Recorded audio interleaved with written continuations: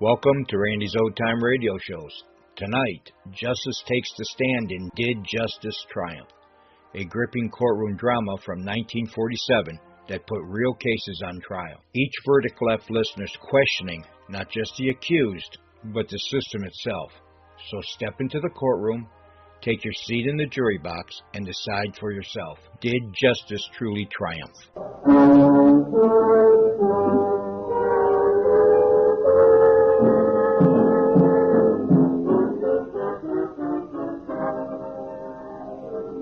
In the death file at police headquarters in an East Coast city, there was an identification card which read, Name, Lucille Waters. Age, 24 years.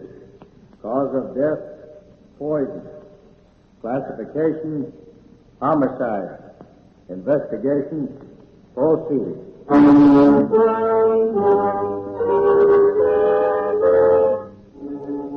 Did justice triumph in this case?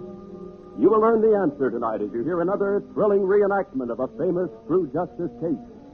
These real stories of the law, pitted against evil and corruption, are brought to you every week so that you may comprehend more fully the vast mechanism of justice in the pursuit of its duty toward the public. Though the names and places mentioned in these broadcasts are fictitious, these are real people and real crimes, based on the famous true justice cases, followed by millions of readers each week in the New York Sunday News and its syndicate. Tonight's case, Anniversary of Death.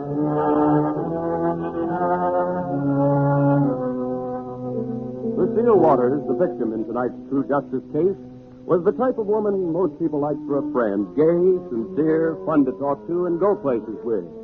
Easy on the eyes, too. Not rich, but not poor either. Yes, life was good to Lucille Waters, until in the mind of a killer, murder was born.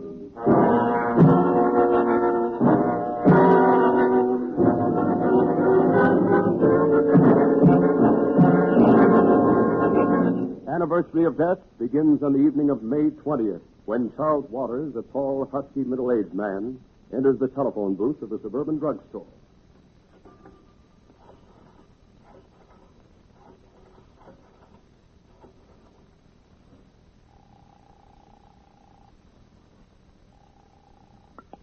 Hello?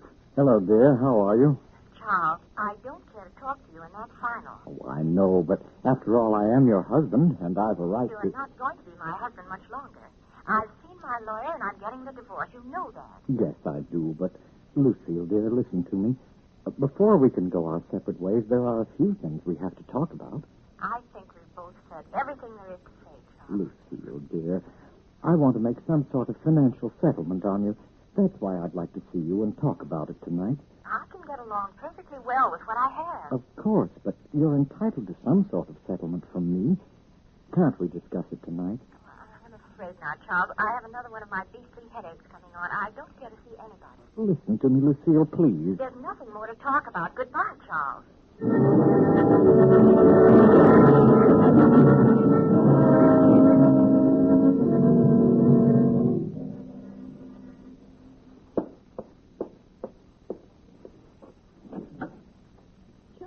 Good evening, pretty lady. Charles, what in the world are you doing on my doorstep? I've already told you that I don't want to see you. Well, look, dear, I've brought you something. Oh, flowers. Violets for you to wear tonight. We're going to the movies. You are persistent. But really, Charles, there's no use. I won't give in about the divorce. I'm not asking you to. I just want to talk to you about the settlement and then take you to the movies. But I still have such a terrible headache. Oh, I'm sorry.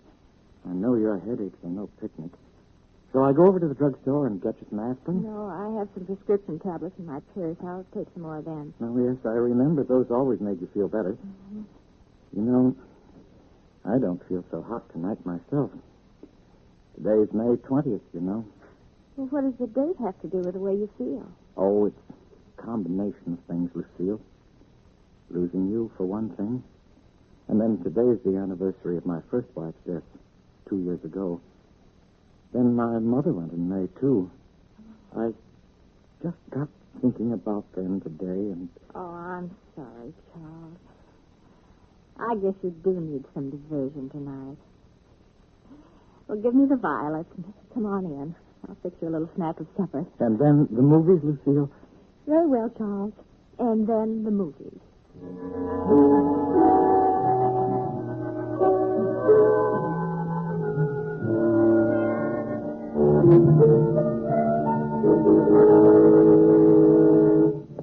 You shouldn't have walked to the movies. It's too far for you. Sorry, I insisted.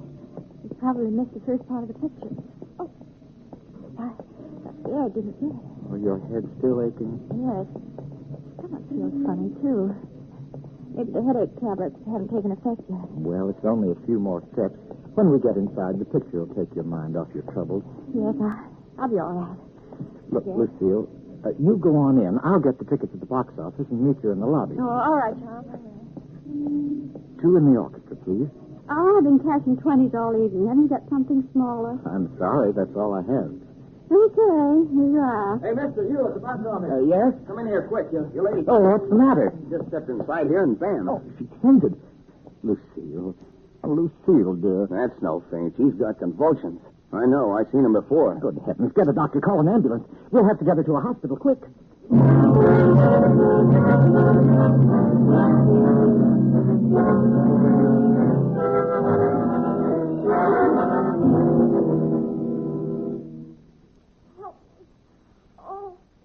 Help me.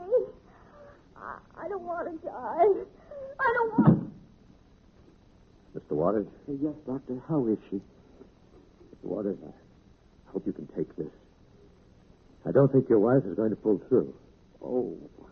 Oh, no. That is, unless she talks. Talk? What do you mean? She had a lethal dose of poison. I've tried every antidote I can think of. She's not responding. She'd only tell me what she's taken. Well, Doctor, you're wrong. My wife wouldn't try to do away with herself. It must have been something she ate. She's probably got ptomaine. Rubbish. I know ptomaine when I see it, and that's not what's wrong with Mrs. Waters. If I could just get her to tell me what kind of poison she took. Doctor, she couldn't have taken anything. I've been with her all evening. It's something she ate. I'm sure it is. Perhaps. But nevertheless, I'm calling the police. The police? Naturally. We always call the police on a suicide. But this... Even when there's an element of doubt, as there is in this case, we always call the police.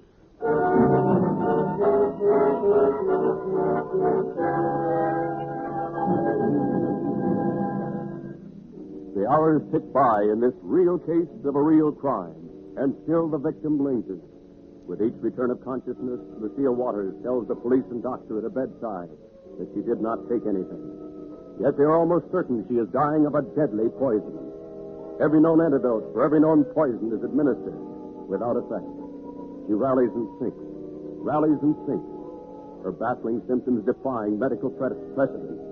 It is a hopeless battle against an unknown foe, but the doctor struggles tirelessly to keep her life from ebbing away. For the law seeks certain information from her. They must know if she is taking her own life or if this is murder. They must know that justice may be done.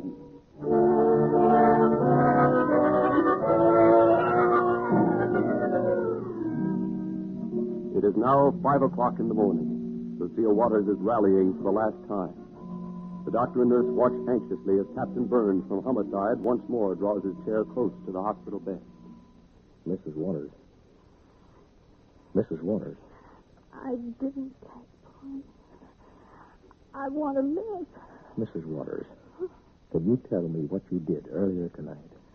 Movies. Charles. Where did you eat tonight? At home. Did your husband help you in the kitchen? No. What was he doing while you got supper? I don't know. Reading the paper, I guess. Mrs. Waters, you've been poisoned. Now, we're trying to help you. You must think. Remember everything you ate or drank tonight. Yes.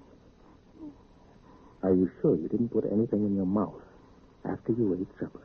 Oh, headache pills. My headache pills.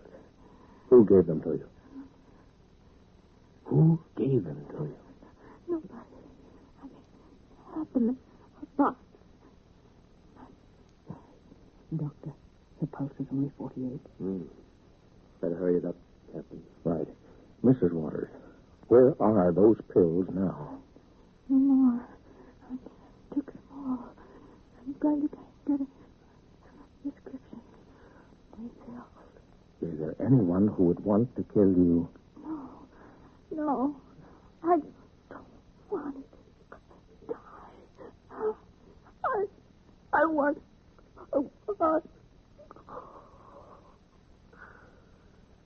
Doctor, he's gone. Captain, I guess that's all the questioning you're going to do as far as she's concerned. Yes. You're sure she didn't die from natural causes, aren't you? I am. But I could be wrong. Natural causes. Suicide or homicide. I want to know which one beyond a shadow of a doubt. Maybe the coroner can tell me why an apparently healthy young lady, after eating a supper she prepared herself and taking her own headache tablets by her own hand, should die. Or maybe her husband can.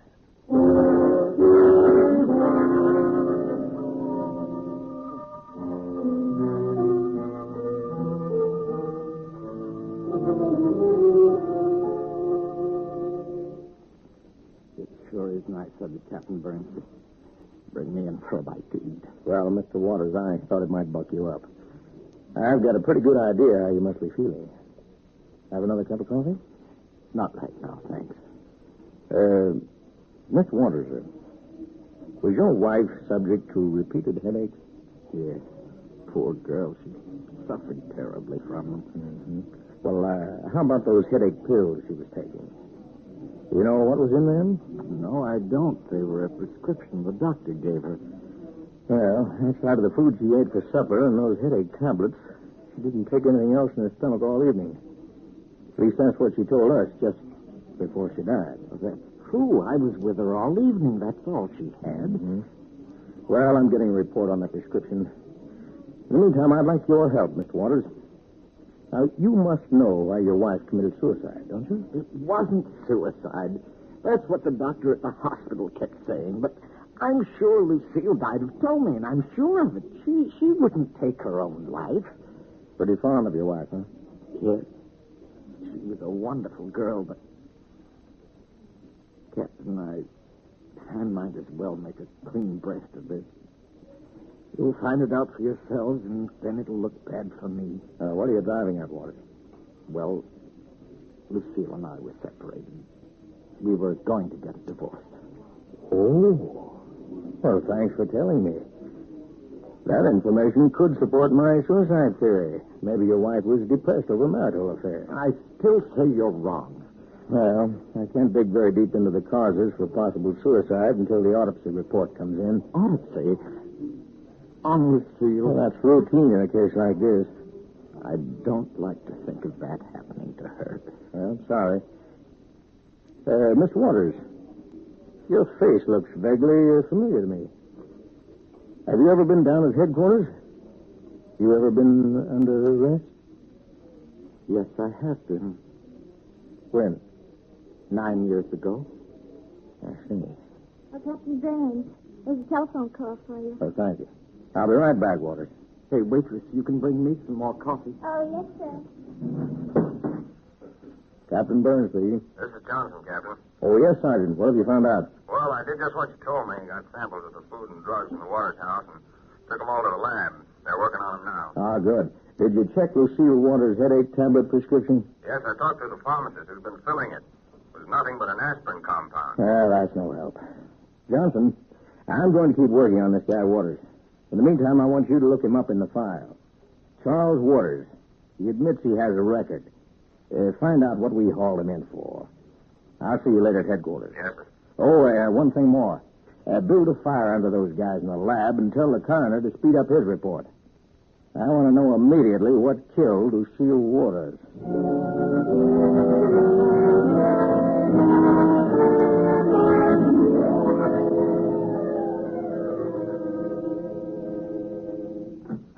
Johnson.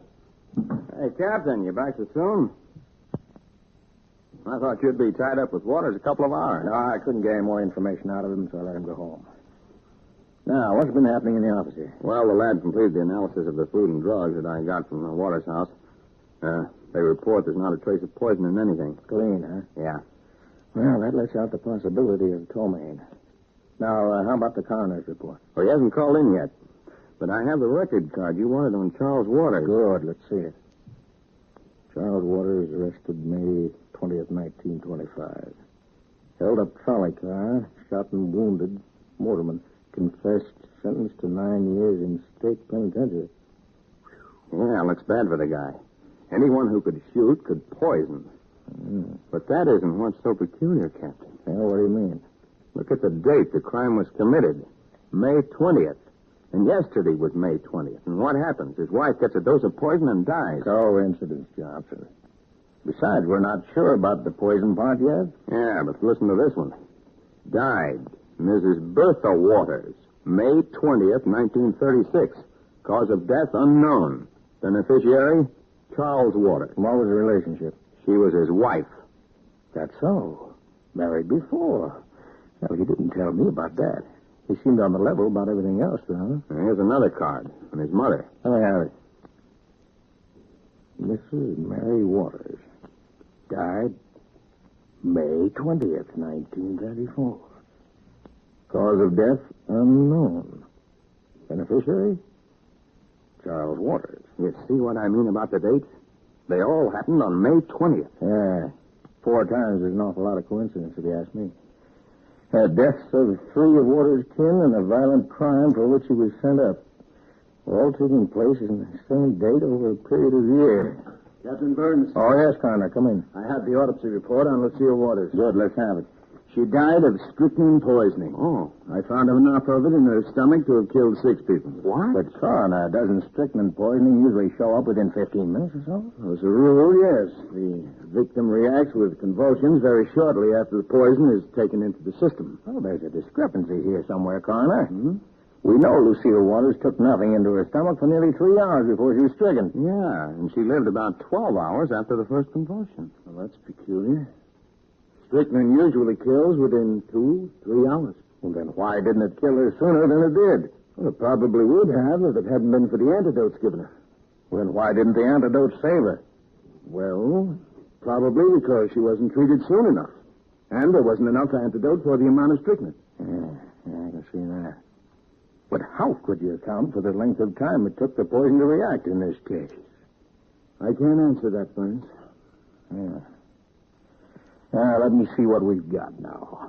We know Lucille Waters didn't die of natural causes. And I don't believe she committed suicide. Well, that leaves only murder, Captain. Yes.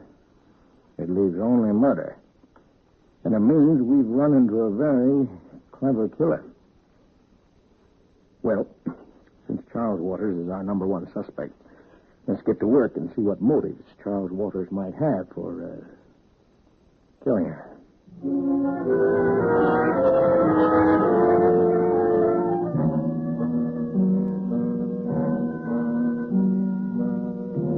wheels of justice, they're turning faster now, and the police doggedly accumulate every shred of available evidence against Charles Waters. His wife's will reveals Charles as beneficiary, and a possible motive for the crime is established. An autopsy is ordered performed on the remains of the first wife, a procedure that will take some time. Meanwhile, concealing all knowledge from their suspect, the police bring Charles Waters to headquarters. Under the cross-questioning, he changes from the smooth-spoken, grief-stricken husband and reveals his true self, vicious, taunting, cruel.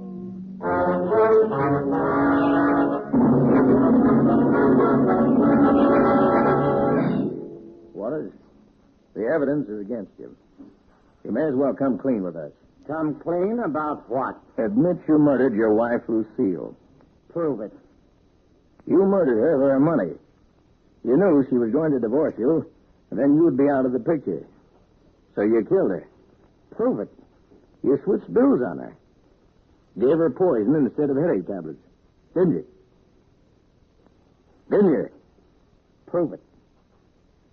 Did you kill your first wife the same way? Did you kill your mother that way, too? They all died on the same date over a period of years. May 20th seems to have been the anniversary of death. So what? What if they did all die on May 20th? That doesn't mean a thing. You'll have to prove something, Copper. Get the proof.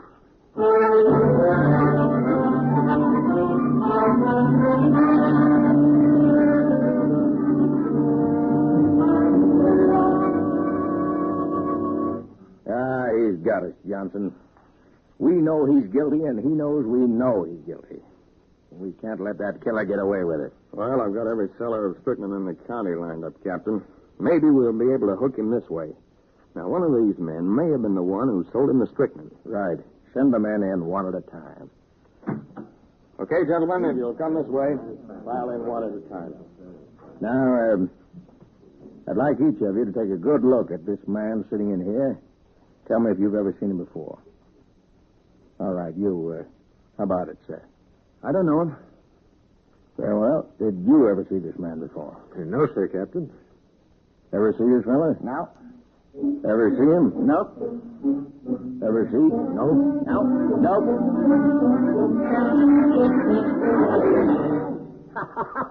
You're licked, Captain. If there's one thing I learned up at the big house, it's this. You have to have proof to send a guy up.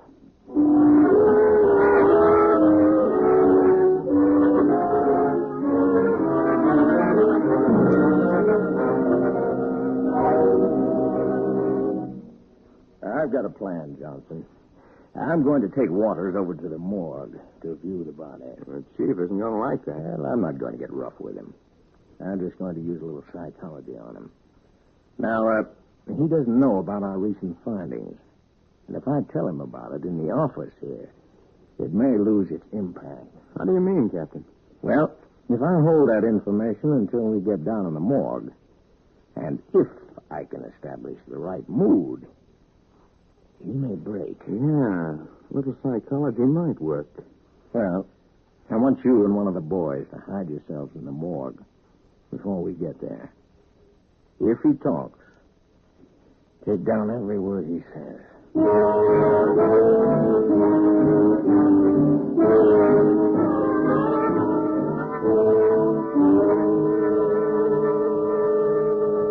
Why did you bring me here to the morgue?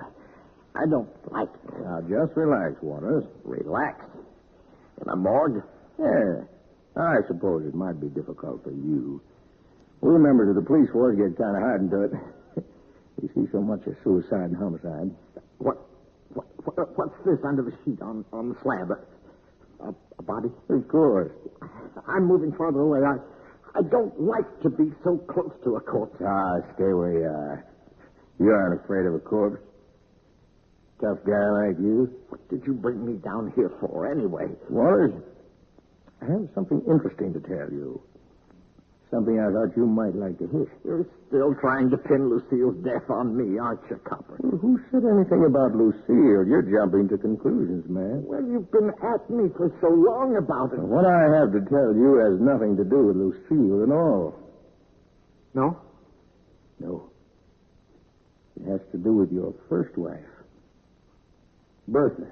Bertha? What about Bertha?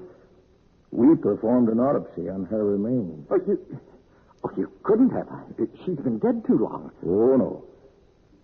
And the coroner's report was very interesting. She died of strychnine poisoning. Strychnine? Yes. So what? It just means that the evidence is piling up against you. Your wife Bertha died of strychnine, and your wife Lucille died of strychnine, too. Now, I'm going to show you. But don't let that sheet. It's only your wife, Lucille. Come on, Waters. Take a look at her. Here, I'll uncover her. Oh. Yes. Yes, I see it. Oh. She doesn't look much like herself, does she? Face all twisted in agony. Not much like the pretty girl she was before you killed her. I didn't kill her. Yes, you did, Waters. No. All right. Now, on the table right next to Lucille, we have the remains of your former wife, Bertha. No, don't let that sheet. I can't look at You her. killed her. You killed them both, Waters. Lucille and Bertha and your mother. Own up to it. No, I didn't. Very well, then. I'll just remove this other sheet. But don't lift that sheet. Own up, Waters. You killed your mother, your first wife, Bertha, and your second wife, Lucille.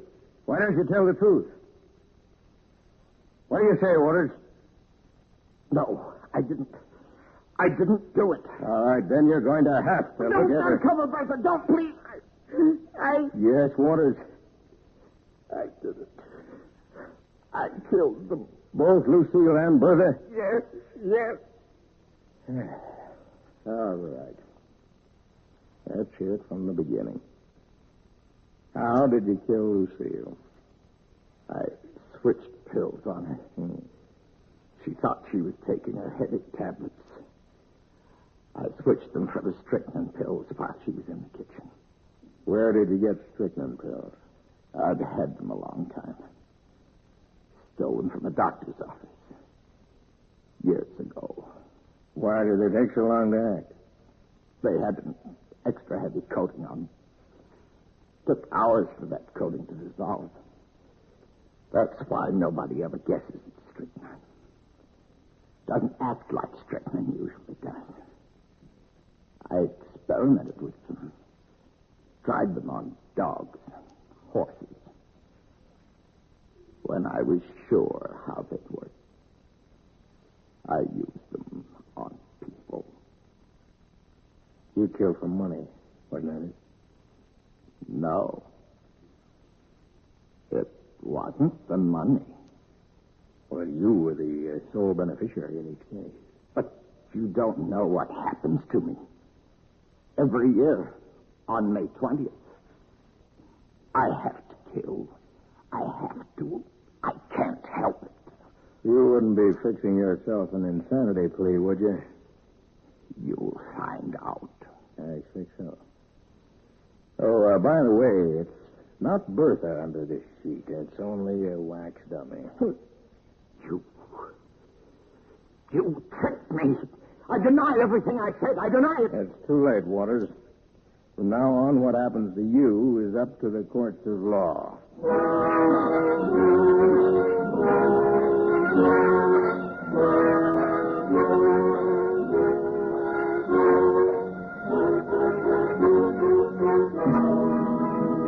Justice moves swiftly in the case of the people versus Charles Waters. A tentative plea of insanity is entered and shattered by the law. For doctors and state criminologists alike testified that Charles Waters was well aware of the consequences of his act.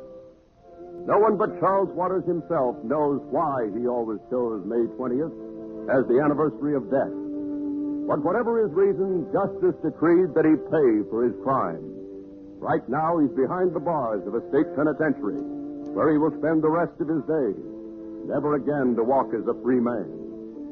And so it is that the death card bearing the name Lucille Waters has been removed to the inactive file at police headquarters and marked Case Closed.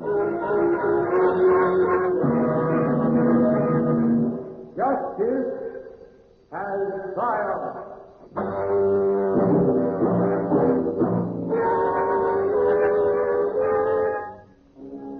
Plan to be with us again next Wednesday night at the same time for another famous true murder story entitled Murder Under the Hat. Another dramatization of one of the Did Justice Triumph cases, published each week in the New York Sunday News and its syndicate. The names of all persons, characters, and places on this program are entirely fictitious, and any similarity to actual persons, living or dead, is purely coincidental. These programs are produced and directed by Jock McGregor and are dramatized by Bart Conray. The narrator was George Carson Putnam. The orchestra, under the direction of Emerson Buckley, played music especially written for this program by Richard DuPage. This is Carl Caruso speaking.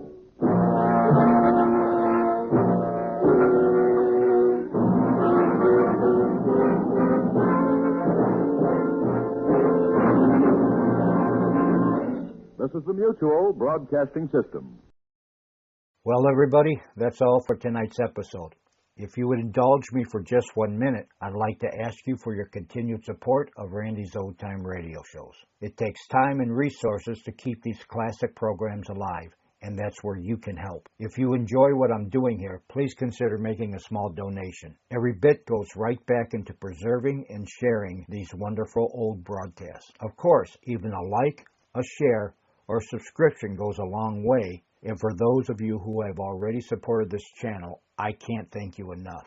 Together, we're keeping these golden age voices alive for future generations to discover and enjoy. In the description below, you will find links to donate, or you can just scan the QR code you see on the screen.